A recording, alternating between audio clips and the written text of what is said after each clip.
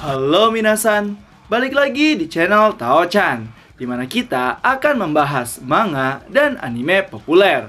Tapi sebelum itu, silahkan minasan klik tombol subscribe dan nyalakan lonceng notifikasi agar minasan tidak ketinggalan info terbaru dari Sensei. Bila sudah, mari kita berangkat dan tancap gas!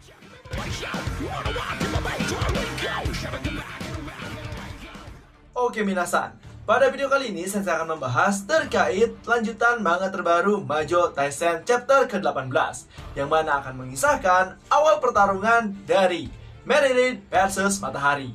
Jadi akan seperti apakah pertarungan mereka berdua? So, tanpa basa-basi lagi minasan, langsung saja kita gas ke pembahasannya.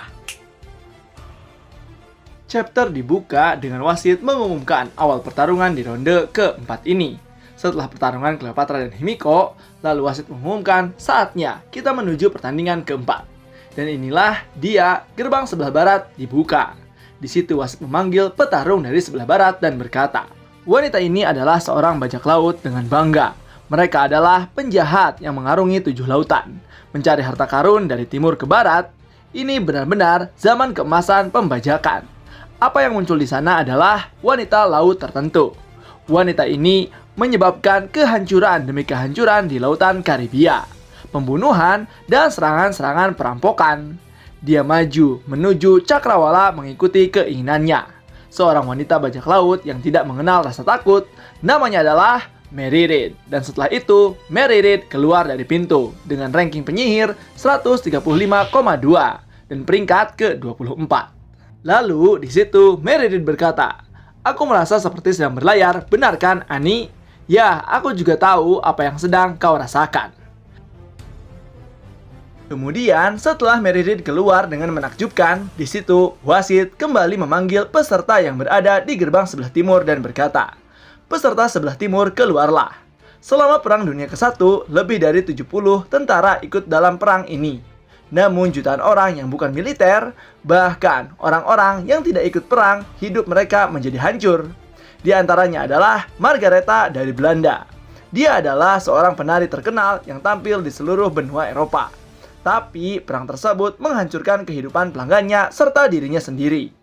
Dia menggunakan karir menarinya untuk menyembunyikan identitas sebagai agen rahasia yang berpergian antar negara.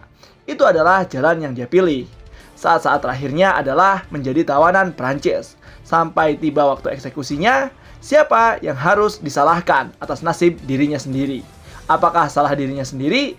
Ataukah mereka yang memanfaatkan Margaretha atau Matahari? Apakah itu benar-benar takdirnya? Jawabannya pasti akan terungkap di Walpurgis, dan dialah Matahari. Sontak setelah keluarnya Matahari, para penonton sangat terkagum akan kecantikan Matahari. Dan untuk ranking dari Matahari sendiri adalah penyihir 51,4 dan peringkatnya adalah peringkat ke-14. Dan setelah pemanggilan kedua petarung, akhirnya kedua peserta di ronde 8 ini saling berhadapan satu sama lain. Lalu Mary Read berkata, "Namamu Matahari kan? Kau tahu ini memang sedikit mendadak, tapi kami siap bertarung kapanpun. Dan bagaimana denganmu? Apakah siap untuk apa yang akan terjadi?" Lalu di situ Matahari berkata, "Hah, aku siap yang membawa kembali kenangan." Dan di situ Mary Read berkata lagi, "Di laut ketika kau memotong kepala seseorang, kau memastikan siapa itu." Dan setelah itu Mary Read langsung berubah dengan diselimuti oleh air laut yang menggambarkan dirinya sendiri. Wasit pun terkejut akan perubahan dari Mary Read, begitu pula Matahari yang sepertinya sangat takjub akan kekuatan Mary. Dan kostum Mary adalah kostum iblis bajak laut jangkar ganda yang membawa 2 jangkar sebagai senjatanya. Setelah itu, panel pun berpindah pada ruangan medis, di mana terlihat Jeanne d'Arc yang mendapati perawatan setelah pertarungan dengan menggunakan dress yang sangat imut sekali. Lalu pada saat dia melihat layar dan melihat Mary Read, Jeanne d'Arc sangat terkagum dan penasaran akan apa ambisi yang sebenarnya ingin Mary Read gapai, sehingga membuat mata Jeanne d'Arc berbintang-bintang. Namun tak lama kemudian, seorang pelayan masuk dan memanggil suster di sana. Setelah suster dipanggil, Jeanne d'Arc pun diusir oleh perawat karena perawatannya sudah selesai dan giliran peserta lain yang mendapatkan perawatan. Yang ternyata dia adalah Himiko yang dibawa oleh bawahannya. Setelah itu, pada saat mereka berdua berpapasan, mereka berdua saling bertatapan satu sama lain. Dan Himiko berkata, "Hei, kau Jendi Arc kan? Aku sudah melihat pertarunganmu, jadi ayo berjuang di pertarungan berikutnya," sambil tersenyum. Dan setelah itu Himiko berkata lagi, "Kau itu mudah ditipu dan kau akan percaya dengan apa yang aku katakan." Hahaha. Lalu mereka memasuki ruang perawatan dan setelah sampai, Himiko yang tadi seperti tegar malah menangis dengan keras karena tangannya buntung. Lalu pada saat Jendi Arc akan berjalan dan diantarkan oleh pelayan, Jen merasa aneh karena setelah pertarungan keempat dimulai, bukannya terdengar suara penonton yang ricuh seperti pertarungan sebelumnya. Malah pada pertarungan kali ini semuanya nampak sunyi.